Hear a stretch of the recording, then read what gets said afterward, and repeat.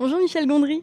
Genre, Donc Microbe et Gasoil parlent d'une amitié entre deux adolescents et il y a un fort potentiel d'identification d'ailleurs. Et je me demandais, elle ressemblait à quoi vos amitiés quand vous étiez ado? j'étais adolescent, j'étais toujours ami avec les gens qui étaient un petit peu à part dans la classe. Moi-même, j'étais un petit peu à part aussi. J'étais pas rejeté comme ses amis, Hmm. mais j'étais quand même un petit peu à part. C'est quoi le défi qui vous a le plus marqué?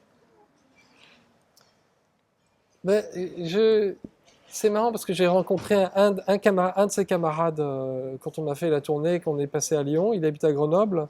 Et il m'a raconté que quand on était en seconde, donc j'habitais à Versailles, il avait dormi chez moi, et l'école était à Sèvres, donc c'était quand même à 6-8 kilomètres.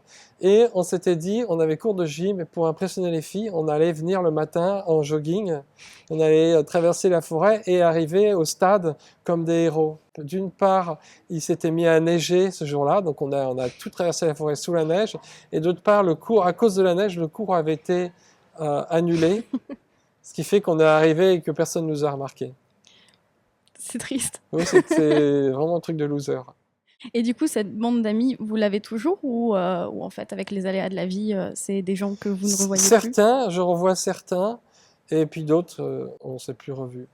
La personne qui a inspiré le rôle de Théophile, je l'ai revu une fois il y a 30 ans quand j'ai déménagé à Paris, et je ne l'ai plus revu après. Vous, adolescent, vous vous rapprochiez du personnage joué par Ange d'Argent, Oui, Microbe, Daniel dans le film, c'est ça? oui, oui, c'est lui en fait. Je suis lui, ou il est moi.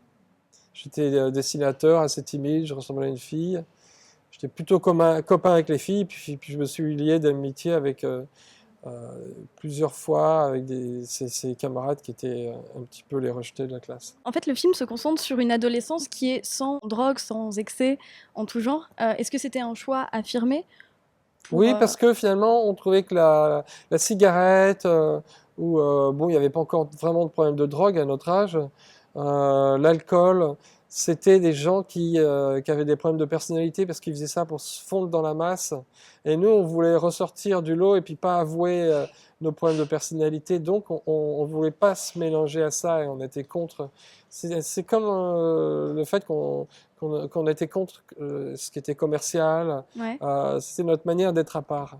C'est votre second film qui met en avant des adolescents et l'adolescence en général de façon totalement différente. Oui. Est-ce que c'est un thème qui vous parle particulièrement et si oui, pourquoi? Bah, ça me parle, oui, ça me parle assez par rapport à mes souvenirs, à de la nostalgie, à mes observations. Peut-être parce que j'ai pas autre chose à raconter, en tout cas pas avec autant de détails. The Way and the Ice, c'était plutôt l'adolescence vue de l'extérieur. Microbe et Gasoil, c'est l'adolescence vue plutôt de l'intérieur, de ce que moi j'ai ressenti, de ce que le personnage de Gasoil ressent aussi. Donc c'est plus intemporel.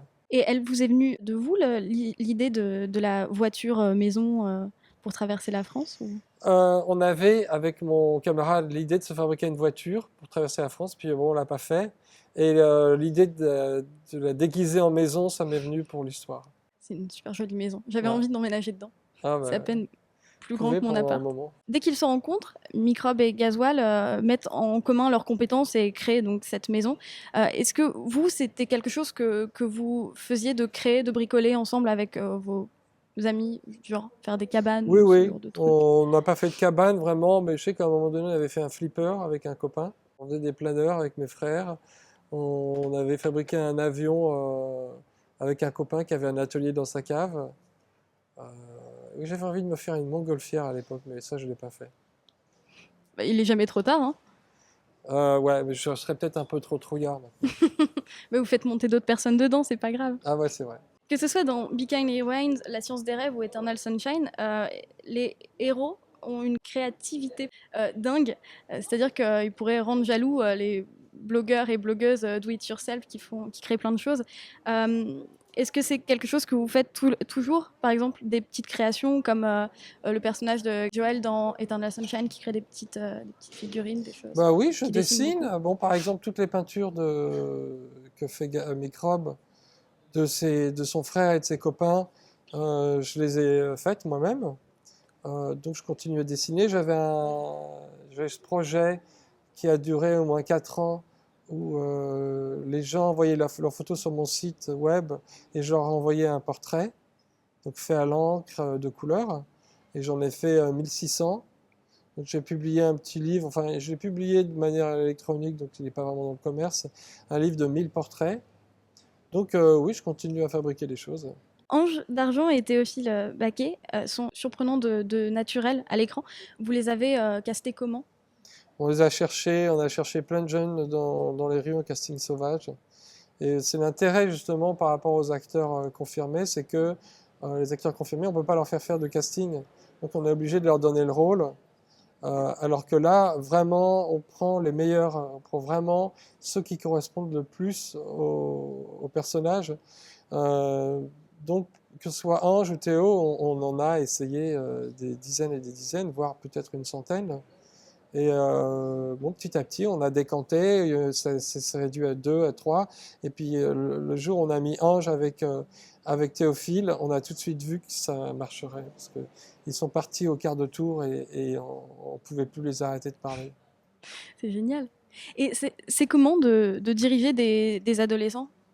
C'est simple parce qu'ils sont tellement contents de faire partie de l'aventure qu'ils ne se vexent pas si on leur demande de refaire une prise, et c'est toujours plus marrant que l'école pour eux. Ils nous surprennent toujours par leur naturel. Et puis, ils sont dans leur monde, ils oublient complètement la caméra, ils oublient le regard des autres, ils vivent l'aventure, ils l'ont vraiment vécu. Le fait qu'ils ont conduit la voiture, ça les a Ah, c'est eux qui projetés. conduisaient? Ah oui, oui, complètement. Il n'y avait aucun trucage, la voiture n'était même pas accrochée.